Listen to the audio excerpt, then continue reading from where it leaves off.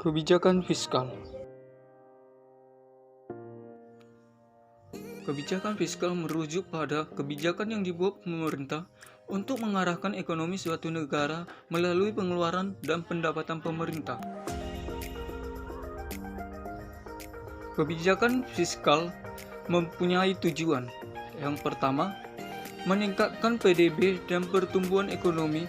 Kebijakan fiskal bertujuan untuk meningkatkan pertumbuhan ekonomi secara maksimal karena berpengaruh besar dengan pemasukan atau pendapatan negara, meliputi bea dan cukai, pajak bumi dan bangunan, pajak penghasilan, devisa negara, impor, pariwisata, dan lain-lainnya.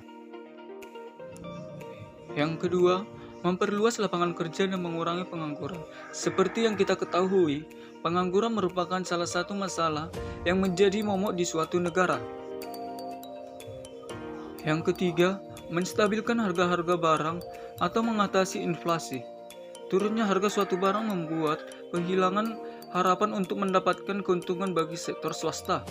Akan tetapi, harga yang terus meningkat juga bisa mengakibatkan inflasi. Di sisi lain, inflasi bisa memberi keuntungan seperti menciptakan kesempatan kerja penuh. Akan tetapi, inflasi juga bisa berdampak negatif pada kelompok atau orang yang penghasilannya rendah karena daya beli jadi turun. Kebijakan fiskal mempunyai instrumen.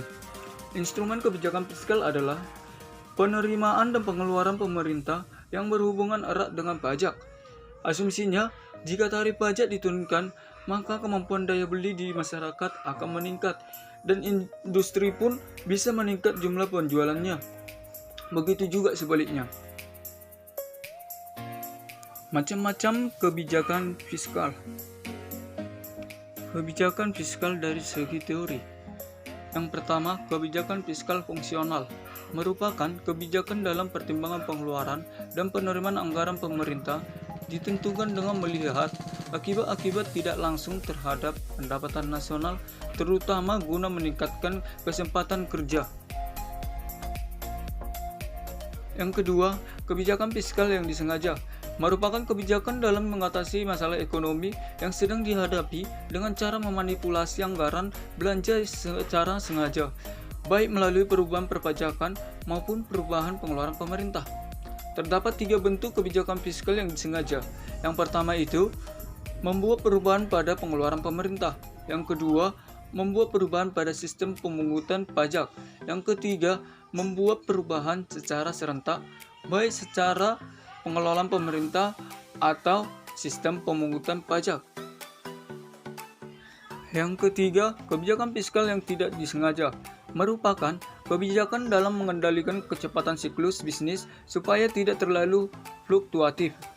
Jenis kebijakan fiskal tak disengaja adalah proposal, pajak progresif, kebijakan harga minimum, dan asuransi pengangguran.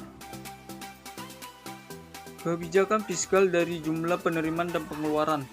Kebijakan fiskal seimbang merupakan kebijakan yang membuat penerima dan pengeluaran menjadi sama jumlahnya. Yang kedua, kebijakan fiskal surplus. Pada kebijakan ini, jumlah pendapatan harus lebih tinggi dibandingkan pengeluaran. Kebijakan ini merupakan cara untuk menghindari inflasi. Yang ketiga, kebijakan fiskal defisit merupakan kebijakan yang berlawanan dengan kebijakan surplus. Salah satu kelebihan kebijakan ini adalah mengatasi kelesuan dan depresi pertumbuhan perekonomian, sedangkan kekurangannya negara selalu dalam keadaan defisit. Yang keempat, kebijakan fiskal dinamis. Kegunaan kebijakan ini adalah menyediakan pendapatan yang bisa digunakan untuk memenuhi kebutuhan pemerintah yang bertambah seiring berjalannya waktu. Sekian materi yang dapat saya paparkan dalam video ini. Saya ucapkan banyak terima kasih. Sampai jumpa kembali.